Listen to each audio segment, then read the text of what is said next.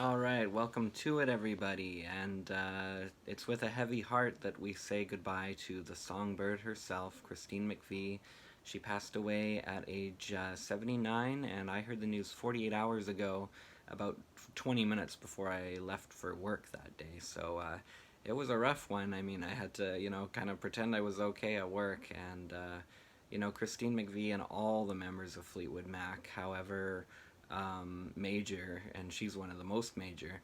But they've all had such a profound effect on my life, and obviously, when I discovered Fleetwood Mac, I more gravitated towards Lindsay's songs because they were experimental and angry, and he was quite such an artist. And then Stevie's because she's so upfront and her whole mystique and everything. And I liked a lot of Christine's songs, but I didn't gravitate towards them. I didn't really appreciate the maturity of them, of her love songs, and the dignity of her writing, and just her sweet delivery and her beautiful soul on display. I mean, there's really a lot of stuff to unpack with these deceptively simple love songs. And I mean, I remember when I bought Tusk, and obviously Lindsay's experimental weirdness really stood out to me, and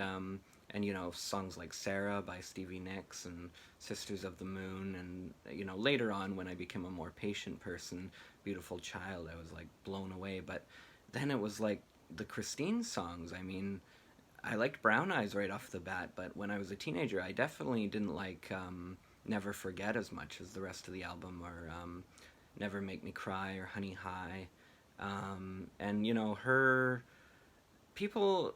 I've noticed that people have really downplayed her effect in the band, and her tenure in the band. I mean, she was in the band longer than anyone else, if you really think about it, other than Mick and John, obviously the namesakes. But, starting on with Future Games, and then going from there, like here, I got. She wasn't a full time member, but she was on this one, Mr. Wonderful. You'll hear her keyboards all over it. Um, and then, of course, Kiln House, she did the cover, and you can hear her voice all over the record. Check out Station Man if you want to hear her in the background, because that's the highlight from this record. They were just a four piece, but she's there. And then finally, she was a full time member here. But I've been seeing so many reaction videos and rest in peace Christine videos. Well, I've checked out a couple. I haven't watched so many. I'm not a YouTube addict really, but which is kind of ironic. But and they go, oh, I didn't know this person that's at the side of the stage, or this what do they call her, backup vocalist. I didn't know the backup vocalist did some songs. They said, oh, Songbird. Oh, so Fleetwood Mac did that during the encore with their backup vocalists. And sorry, there's a cat around. But and it's like, no, like she's on, Lindsay's on about what, 6 records of Fleetwood Mac. And let's not downplay his legacy, because he's an innovator, and he works his magic. And then Stevie, she's been on 7 studio records, but I think Christine's been on 11 as a full-time member. So I'm not even counting, this one or Mr. Wonderful. I'm talking about when she came on as a full-timer with Bob Welch. They came on together for this incredible record that I would recommend to everyone on planet Earth who likes rock and pop, at least.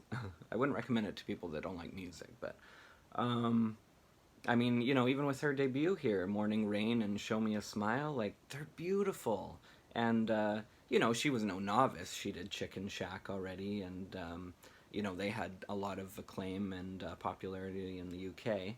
And then, of course, she did her legendary Christine Perfect album, because her name was Christine Perfect before she married John McVie. And, that's a great debut album in 1970. So, she was no slouch. Like, she was a mature songwriter already. So, but, still, right out the gate, this is amazing. The piano, the vocals, her writing. They're a little simpler, but they'd evolve into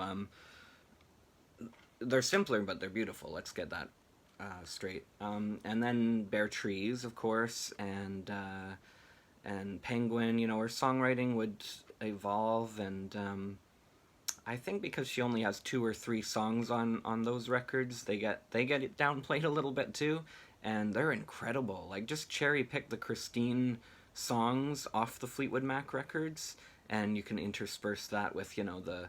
If you play them in order, actually, it's very satisfying. But if you play them interspersed with the hits, like Say You Love Me and You Make Loving Fun from later on, or maybe some of the solo stuff, you'll really be rewarded. Like Spare Me a Little of Your Love is just an incredible piece of music, and then of course the Mystery to Me album. Yeah, I mean her songs off that one are incredible, especially Why. But Keep On Going, which was written by Bob Welch but given to her because she sang it better, or at least better for that track, which has kind of a disco bend. Check these out. Check Mystery to Me out. All her tracks on there. And even if she's not doing the lead vocals, just appreciate her as a backing vocalist for the other players, because her voice really elevates other people's songs, and not just on Fleetwood Mac records, but if you listen to, Mick Fleetwood Zoo, I'm Not Me, it's called. You can hear her backing vocals on a couple tracks there, or one of Bob Welch's records, you'll hear her vocals on. Sentimental Lady, which was his biggest pop hit, the Fleetwood Mac version notwithstanding. Or, sorry, not. The Fleetwood Mac version you can hear on too, but it was the solo hit later, like 6 years later, that was the big hit for him. And you can still hear Christine on it. And then, of course, I had to bring this one out because this is the debut of the Rumors 5, the Rumors lineup that everyone knows, and this is where the hits would start for her. But I was listening to Heroes Are Hard to Find again, and I've always loved that record, but it's stuck between Mystery to Me, which is a favorite of people that like early Mac, and this one, which is where the public consciousness became aware of Fleetwood Mac. So that one sometimes gets a little lost in the shuffle, and because it has a really bad cover.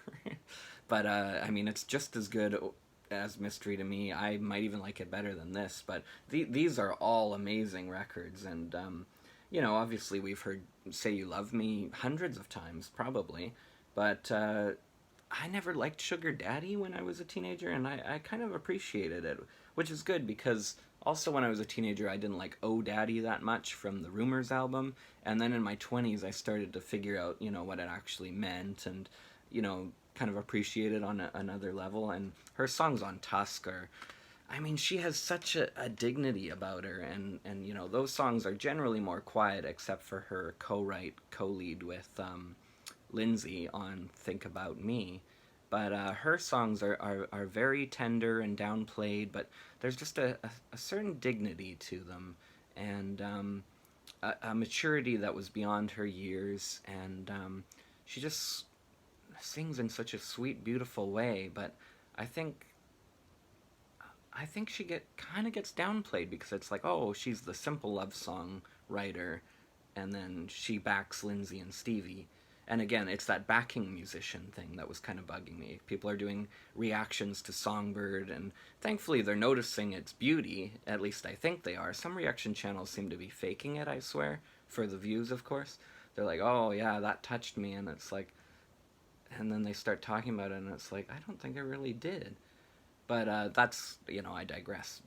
But, I mean, her importance is going to be even more realized now, and it's sad that it takes a death to understand that for some people, but I mean, I've discovered other artists because they've passed away, and I'm like, oh, maybe I should delve into it. I can't think of one off the top of my head, but it's happened to me too, and it's that Bowie syndrome for people, or Gord Downie, or these guys, that we appreciate them after they're gone, and there's no shame in that. It's just it's the fact that people are going, oh, the backing musician from the band stepped up to do Songbird, or Everywhere's been very popular, I guess because of a commercial, or maybe it's on TikTok, and that's kind of had a resurgence too. So I mean, just like how Dreams did for Stevie Nicks and Fleetwood Mac.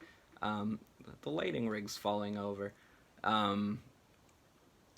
So yeah, it's kind of like that. I mean, so it doesn't matter how you discover it. It's just the misinformation that people are like, oh, this backing player or the keyboardist, oh, she's taking vocals. It's like, well, you can hear her on 11 of their albums, like, and you can hear her on in the background on this one and Mr. Wonderful.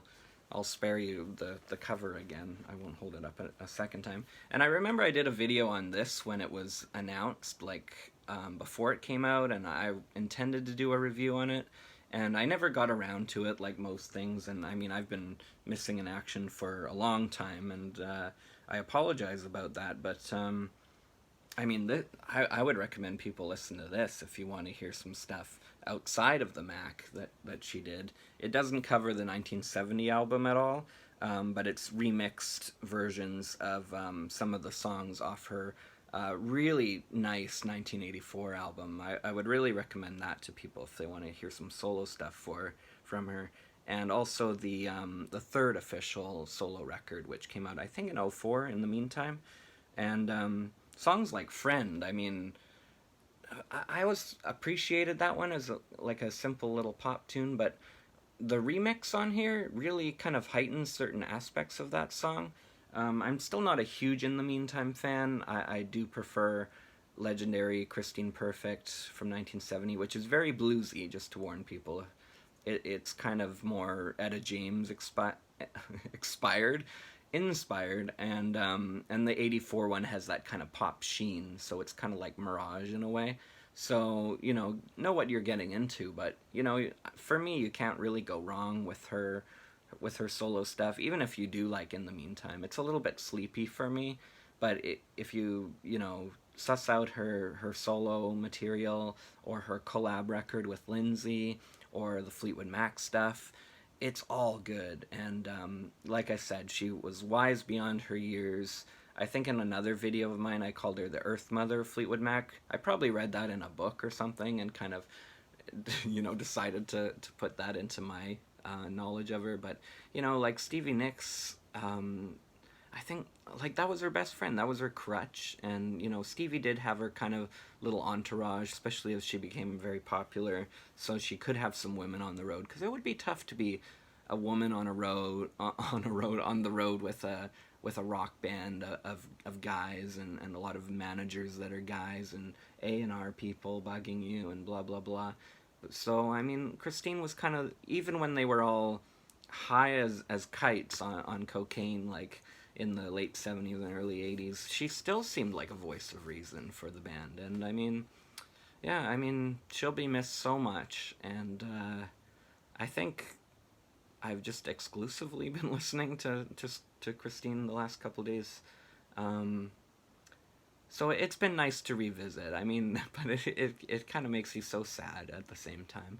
But I mean, I'd recommend jumping on future games. We all know Rumors, and Rumors is absolutely incredible. And I mean, Songbird is incredible. Check out the orchestral version on here.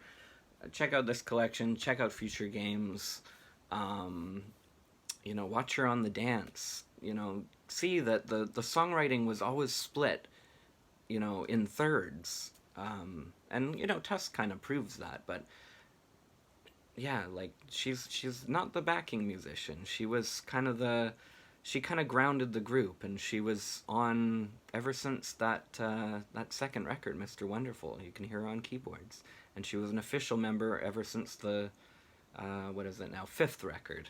So she's on 11 albums by them. That's pretty major.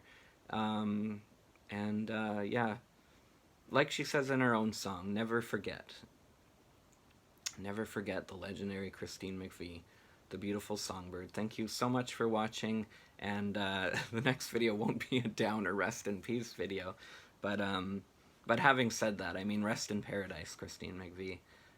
You have meant so much to me and other music listeners and fans of the Mac, and yeah. Anyway, thanks so much for watching. Take care of yourselves, and yeah.